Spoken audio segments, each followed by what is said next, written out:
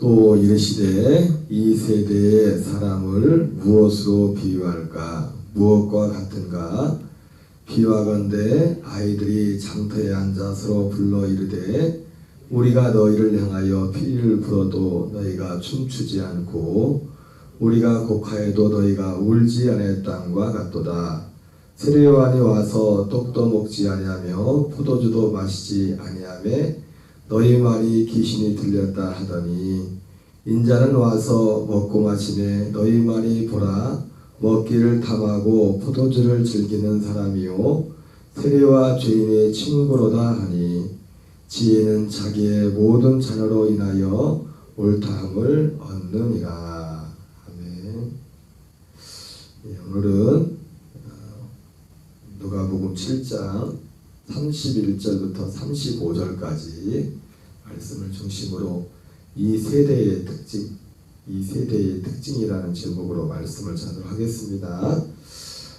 어제와 그제 계속해서 예수님이 세례 요한에 대해서 그리고 세례 요한과 또 예수님의 사역에 대해서 이제 말씀을 살펴봤습니다.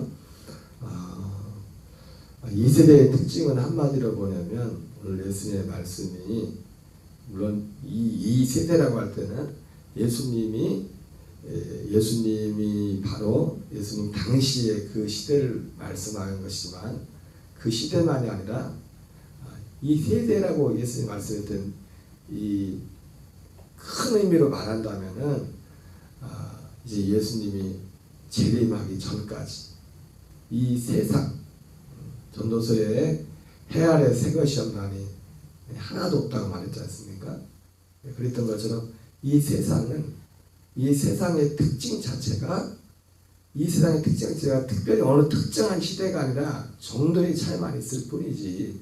그리고 본질적으로 들어가면 그 모든 기준이 복음 되시는 주님의 기준에서 볼 때는 이 세대는 다 똑같습니다. 뭐 특별히 다른 게 없어요.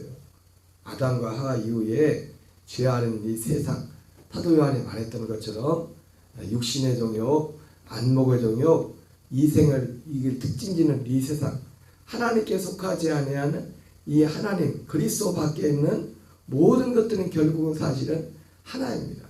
요한복음 8장 44절에 예수님을 믿는다고 하는 유대인들 향해조차도 너희는 너희 아비 마귀에 나서 너희 아비의 욕심을 너희도 행하고자 한다. 그렇게 말했던 것처럼 이 어두운 가운데 악한 자에게 이 세상은 악한 자에게 속하여 그런 표현을 사도 요한이 썼던 것처럼 이 세상은 한마디로 이 세상은 결국 뭘 말하는 건가? 그리스도에게 속하지 않은 모든 것들은 이 세상에 속한 겁니다. 사람들이 볼 때는 어떤 기준으로 사람들의 기준을 볼 때는 뭐 1, 2, 3, 4 몇 등급을 정할지 모르겠지만 그리스도 밖에서는 딱 두 가지밖에 없습니다. 예수님도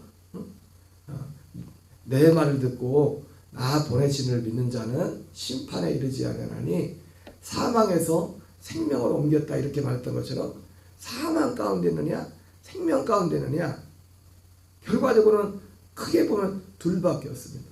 예수님이 이 세대의 사람을 무엇을 비유할까 할 때 여러분 사람이 아담과 하와 이후에 바뀐 게 있습니까? 없어요.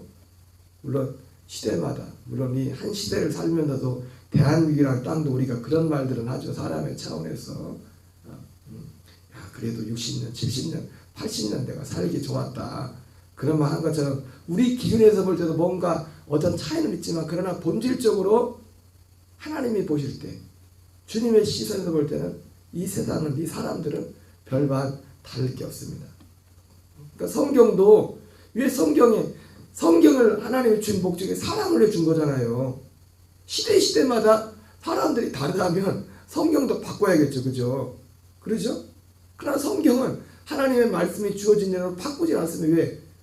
사람에게 준 건데 사람이 그대로니까.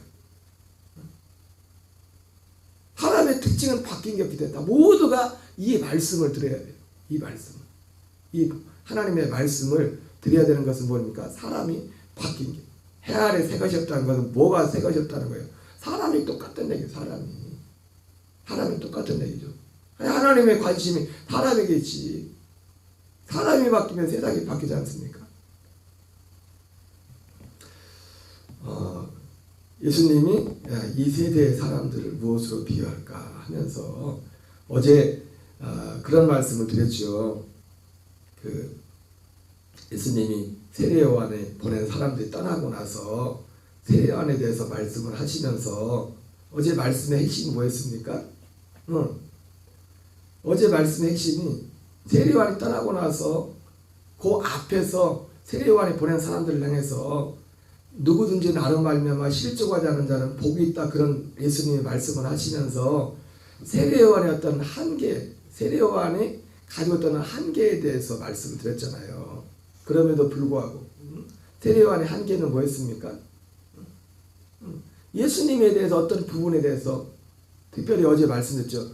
어떤 심판에 관한 부분에 대해서 세례 요한이 뭔가 자기가 말로 내뱉었지만 마태복음 3장에서 내 뒤에 오시니는 나보다 크시니 그는 불과 성령으로 세례를 베푸실 것이고, 그리고 타작마당을 정하게 하사 알곡은 모아 곡간에 드리고 쭉정이는 꺼지 않는 불에 태우시리라.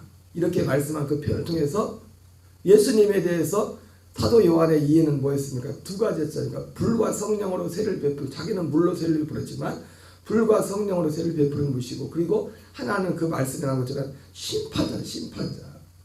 근데 아마도 사도 요한이 볼 땐 그 말 해놓고 자기가 그래서 자기도 그래서 이 세례 요한이 한 게 뭡니까? 세례 요한도 또 그런 성향이 있지 않습니까? 회개의 세례를 전파했잖아요. 회개하고. 그래서 헤로데에게도 그 동생 빌립의 아내를 헤로디아를 취한 걸 가지고 그 악함을, 심판을 지적하다가 이 세례 요한이 결국은 목베인까지 당하는 그런 어려움을 당하지 않습니까? 그러니까 그것은 세례 요한이 잘못한 게 아니에요. 그게 세례 요한의 사명이에요. 세례 요한의 사명. 근데 예수님이 하는 걸 보니까 예수님에게는 별로 그런 모습들이 별로 안 보여요. 물론 우리가 그 성경을 보면 알겠지만은 그 바리새인이나 사두개인들 어떤 위선자들에 대해서는 예수님이 강하게 질책하는 부분들이 있었죠. 그러나 세례 요한이 볼 때 예수님에 대한 어떤 이미지는 그런 어떤 심판을 행하시는 그런 것으로 그런 예수님이 하실 일도 생각했죠. 그러나 여러분 어제 말씀드렸지만 여러분 예수님의 심판은 하나님 보시기에, 그리고 궁극적으로 사람에게 심판은 뭐냐면 우리도 착각하면 안 됩니다. 하나님이 이 땅에서 모든 걸 다 심판하잖아요. 진짜 심판은 뭡니까? 진짜 무서운 심판은 뭐냐면 이 세상에서 우리가 생각한 것처럼 다 심판하지 않는다는 거예요.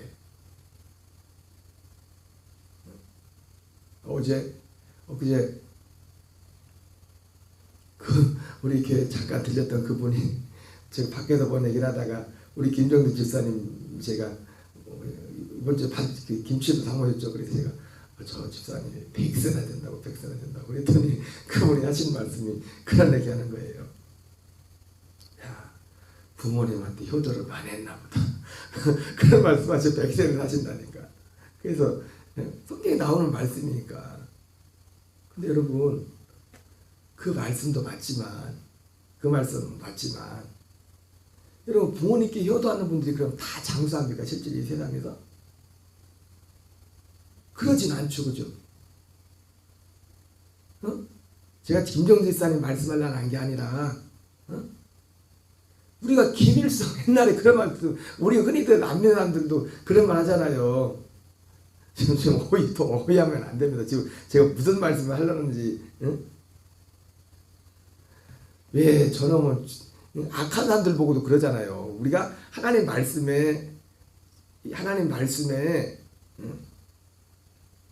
부모님께 효도하면 땅에서 잘 되고 장수하리라, 에베소서 말씀이 나오지 않습니까? 그 말씀 아마 그분은 그 말씀을 생각하고 그 말씀도 진리입니다. 그런데 보면은 김일성 같은 사람들, 저 사람은 죽지도 않아. 악한 사람들 보고도 가끔 그런 얘기 하잖아요. 그죠? 그러니까 제가 하고자 하는 말씀은 이 세상은, 그래서 시편에서도 다윗이 뭐라 합니까? 시편 기자들이 악한 자가 잘 먹고 잘 살고 장수하는 것은 마음이 상하지 말라 그런 말씀하잖아요. 요는 뭐냐면 그 예수 말씀하시는 땅에서 잘되고 장수하려는 그 약속의 말씀 하나님의 진리지만 그러나 이 세상에 속한 이 세상은 악한 자에게 속하여 있어서 이 세상은 본질적으로 지금은 악한 자에게 속해 있단 말이에요. 아직도 어느 부분적으로만 하나님의 나라가 임하는 곳만이 그 아버지의 그의 역사가 있는 것이지 이 악한 자는 어느 정도 아직도 이것은 내게 넘겨준 것이므로 내가 원하는 자에게 줄 수 있다는 말처럼 악한 자가 이 세상을 지배하고 있다고요. 악한 자가. 그래서 모든 것들이 하나님의 사람들이 보는 것처럼 모든 것들이 우리 사람이 보기에도 모든 것이 다 이렇고 그래서 안 믿는 사람들이 제일 먼저 하는 말 물어보는 게 있잖아요. 하나님에 대해서 물어볼 때 야 하나님이 계시다면 세상에 왜 그러냐 왜 이러냐 이 말을 할 때는 그냥 일반적인 믿음의 할자 사람들이 볼 때도 뭔가가 사람들 볼 때 불공평하고 뭔가가 그렇게 지금 세상에 진행되고 있다는 거지 않습니까? 그러죠? 그러니까 이 심판도 그 사람들이 그래서 심판이라는 것도 시편 기자도 그러잖아요. 그 말을 하면서 어떤 사람의 마음속에 그런 마음이 있어서 마음의 시험이 들었는데 그것을 시편 기자가 알고서 그러면서 내가 하마터면 실족할 뻔했다. 그러다가 그 나중에서요. 내가 하마터면 그런 이런 불합리한 일들을 보면서 실족할 뻔했는데 하나님의 성소에 들어갈 때 비로소 내가 알게 되었다 그랬어요. 그러니까 진짜 심판은 뭐냐면 심판을 받아야 되는 그 사람이 진짜 무서운 게 뭐예요? 지금 이 땅에서 심판하지 않는 거예요. 그게 우리 표현으로 말하면 히브리서 표현으로 말하면 하나님의 아들은 자기 아들은 근실히 징계한다고 했지만 사생자는 징계하지 않는다. 이런 표현의 말씀이 있는 것처럼 진짜 무서운 심판은 뭐냐면 그 실제대로 그대로 심판이 이루어지지 않는 겁니다. 그러니까 세례요한이 볼 때는 그러나 세례요한은 심판을 이 세상 예수님이 오셔서 이 세상에다 금방 즉각적으로 모든 심판을 행할 것처럼 그리고 본인도 그런 메시지를 전했고 그러나 진짜 심판은 궁극적으로 요한복음 3장에 나오지만 이 정죄는 이것이니 요한복음 1장에 빛이 어둠에 비침에 어둠이 깨닫지 못하더라.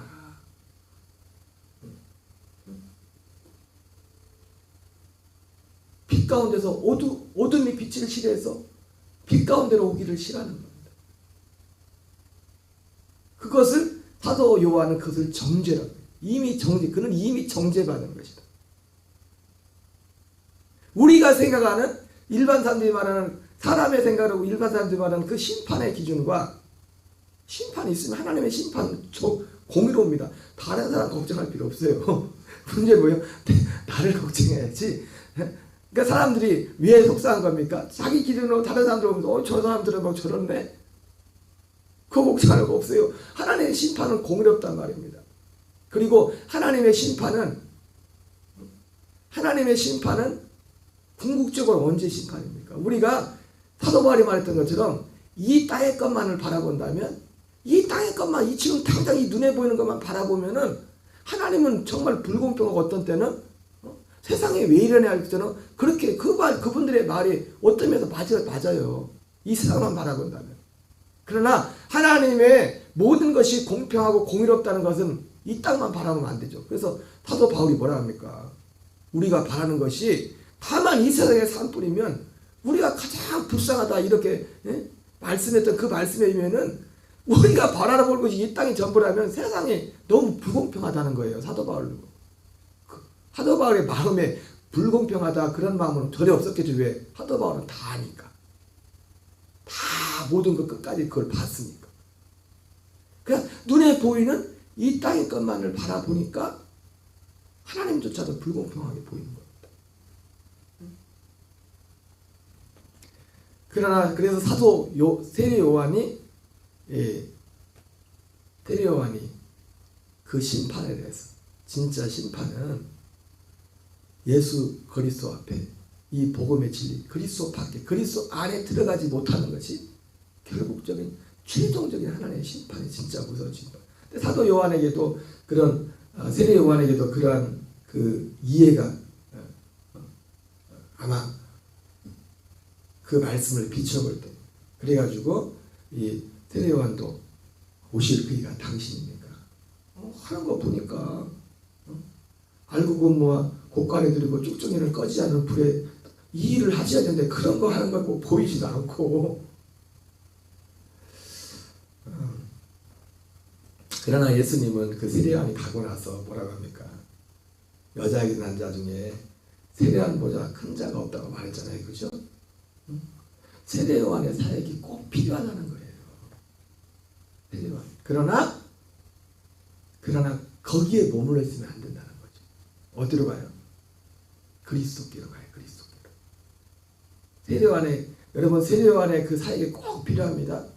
세례요한의 사역은 한마디로 회개세를 전하는 거지만은, 회개 난다는 것이 사람이 꼭 울고 짜고 뭐 그런 사람들의 환경 그런 걸 보는데, 그게 아니라 어떤 중요한 인생의 삶의 방향을 바꾸는 거예요. 그래서 그 앞에 거슬러 올라가면 세례요한이 예수님에 대한 소문을 듣고 제자들을 예수님한테 보내잖아요. 그죠? 그 사건 앞에 성경은 뭐가 기록되어 있습니까? 나인성 과부의 아들을 예수님이 살리신 그 사건이 기록되어 있잖아요. 그죠? 그러니까 세례요한의 사역을 한마디로 보내면 사람들을 죽음 앞에, 심판 앞에 세우는 거예요. 너는 죽는 존재다. 나인성이 무슨 뜻이라고 했어요? 즐겁다, 기쁘다는 뜻이지 않습니까? 사람들은 지금도 교회조차도 무조건 교회만 하면 이 죽음 앞에 먼저 죽음과 심판 앞에 서야만 그리스도께로 진짜 설 수 있어요. 진짜 하나님의 생명을 얻으려면 먼저 생명을 가기 전에 먼저 내가 죽은 자임을 알아야 돼요. 사망 안에 있는 나 자신을 먼저 알아야 된다. 그래야 그 사람만 생명으로 갈 수가 있다. 왜? 사망 안에 있는 걸 알아야 생명을 요구할 거 아니에요. 생명을. 하나님은 요구하는 자에게, 원하는 자에게 주신다고 했지 않습니까? 이 세상은 나인성과 같아서 그냥 간판마다 다 무조건 좋은 것만, 무조건 좋은 것. 그래서 긍정의 삶, 긍정적인 삶. 예, 틀린 건 아니죠. 쭉 이거 있는 거면 우울하게 있는 거면 낫겠죠. 그러나 그 긍정이라는, 밝음이라는 그 이면에는 죽음이 깃들어 있다고요. 심판이 깃들어 있다고요. 아무리 사람이 외면한다고 해도. 그러니까 나인성에 임한 은혜는 어떤 애도 뭡니까? 오늘 이 세상에도 계속해서 임하는 은혜가 뭡니까? 죽음이라는 은혜입니다. 죽음이라는 것이 생명으로 가는 하나님의 어떤 중요한 하나님의 은총의 수단이라고요. 그래서 전도서 기자도 그러잖아요. 초상집에, 잔치집에 가지 말고 진짜 지혜로운 사람은 초상집에 간다. 왜?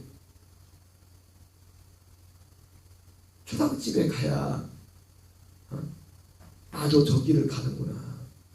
여러분, 저는 마음속에 조금이나마 뭐 그렇게 뭐 장례식장에 자주 갈 일은 없지만은, 장례식장에 이제는 그 유족들이 위로하러 가잖아요. 그죠?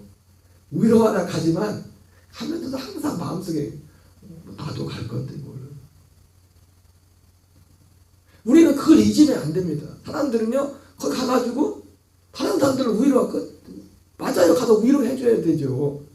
근데 거기 가서 남들을 위로하는 것도, 그 유족들을 위로하는 것도 중요하지만, 거기서 우리는 항상 잊지 마는 게 뭐예요? 나도 그 자리에 곧 갈 거예요. 내가 갈 길이라고, 내가 갈 길이라고. 저는 꼭 그걸 마음속에 항상 한 번씩 그 장례식장에 가면 그걸 기억합니다. 지나치게 거기에 대해서 슬퍼하는 사람들을 보면서 당연히 슬픈 거지만은, 저분들은 정말 마음에 이 장을 치면서 나도 곧 갈 텐데 이걸 그때마다 기억하고 있을까? 이 세대가 한마디로요, 오늘 예수님이 하고자 하는 말씀이 뭡니까?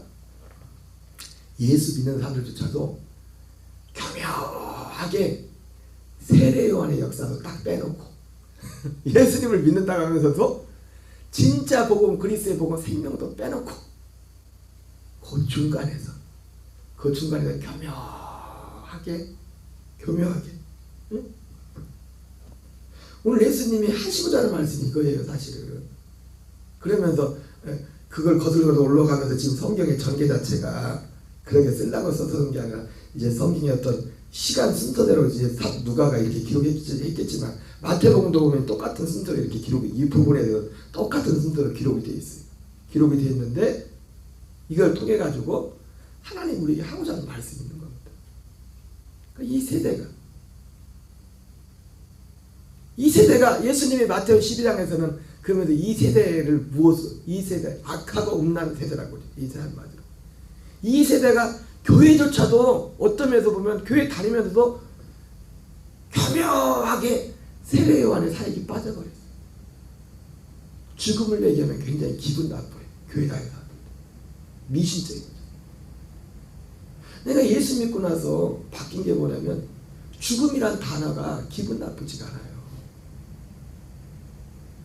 죽음이라는 생명 구원이라는 단어도 감사하지만 죽음이라는 단어도 저도 기분이 나쁘지 않다고요. 왜? 진리인데요. 여러분, 그리고 우리가 생명을 가려면 먼저 죽어야 되잖아요. 우리도 예수님과 함께 죽어야 되잖아요. 그 과정이 먼저 있어야 되잖아요. 죽으려면 먼저 뭐가 있어야 됩니까? 내가 죄인이라는 사망 가운데 있다는 걸 알아야 되잖아요. 그래야 예수님과 함께 이걸 끝내야 되겠다는 그런 마음이 있잖아요. 그런데 이 세대는 세례 요한의 역사도 교회조차도 세례 요한의 역사도 약하고, 그래서 목사님들이 자주 하는 말씀이 그런 말씀이잖아요. 회개하라. 죄에 대해서 말을 합니다. 이 시대는 잘 되는 것, 소망, 의로움. 그때는 듣기 좋겠죠. 인간적으로. 물론 우리도 인간적으로 어려움 날 때 위로해야 됩니다. 당연히. 그게 잘못됐다는 게 아니에요. 그리고 뭡니까? 예수님의 사역도 있어요. 복음은 복음대로.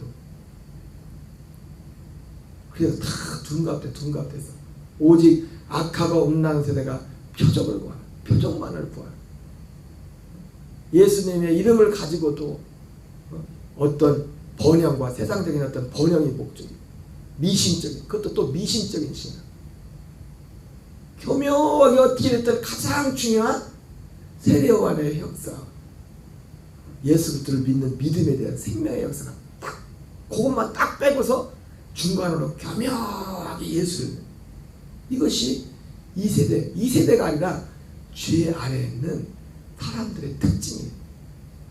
정말 주님의 은혜가 임하지 않으면 이거를 분별할 수 없고 이 안으로 갈 수가 없어요. 여러분, 성경은 사도 바울도 사도행전 20장에서 에베소 교회 장로들을 모아놓고서 마지막 한 말이 뭡니까? 마지막 고별 설교를 하면서 했던 말, 나는 유대인에게나 헬라인에게나 모든 사람에게 딱 두 가지를 전했댔죠. 하나님께 대한 회개와 예수 그리스도에 대한 믿음을 전했다 그랬어요. 사도 요한도 똑같이 두 가지를 전했습니다.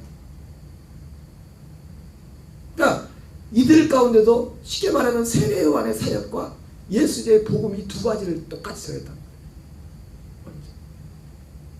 그래서 세례 요한은 요한계시록 14장 10절에서 뭐라고 합니까? 성도가 누구냐? 성도들의 인내가 여기 있으니, 이렇게 말하면서 성도에게 있는 특징이 두 가지가 있어요. 하나님의 계명과 예수에 대한 믿음을 지키는 자들이 성도다. 하나님의 계명과 예수에 대한 믿음을 지키는 것. 세례 요한은 하나님에 대한 계명이죠. 율법의 끝이었습니다. 예수님은요, 말 그대로 복음이죠. 예수 그리스도에 대한 믿음, 생명, 첫째 것을 폐하고 둘째 것을 세우는 이것이 복음이에요. 이것이 복음. 근데 이 세대는, 그러니까 우리의 믿음은, 근데 이 시대는 세례요한도 없고 진짜 예수님하고 하나님 내가 아버지 뜻을 행하였습니다 그것도 없고 그냥 잡탕 중간에. 그래서 그 예수님이 그렇게 말하잖아요. 둘 다 이 세대는 세례요한도 싫어. 예수님도 싫어. 이런 시대에 이 세대의 사람을 무엇으로 비유할까? 무엇과 같은가? 비유하건대 아이들이 장터에서 앉아 서로 불러 이르되 우리가 너희를 향하여 피를 보도 너희가 춤추지 않고 우리가 곡하여도 너희가 울지 않았다고 같도다. 세례요한이 와서 떡도 먹지 않으며 비유하면서 그래서 그걸 세례요한과 예수님의 사역을 우는 것과 즐거워하는 것을 이렇게 바꿔 이게 지금 대조로 말씀하고 있지 않습니까? 그 말씀이 뭐래요? 이것도 아니고 저것도 아니다 이거예요. 이것도 아니고 세례요한은 세례요한대로 기분 나쁘고 예수는 예수대로 기분 나쁘다. 그게 사람이란 말이에요. 그래서 교묘하게 이 세대가 요 두 가지를 교묘하게 빼서 희석을 시켜서 중간으로 그냥 이것도 능력입니다. 교묘하게 하는 것 같으면서 안 하는 것 같고 세례요한이 와서 떡도 먹지 아니하며 포도주도 마시지 아니하며 너희 말이 귀신이 들렸다 하더니 인자는 와서 먹고 마시며 너희 말이 보라 먹기를 탐하고 포도주를 즐기는 사람이요 세례와 죄인의 친구로다 하니 지혜는 자기의 모든 자녀를 인하여 옳다함을 얻느니라. 이 참 표현이 말이 어려워요. 그러나 지혜는 자기의 모든 자녀들을 인하여 옳다고 인정함을 받느니라. 이것도 좀 온전하지 않은데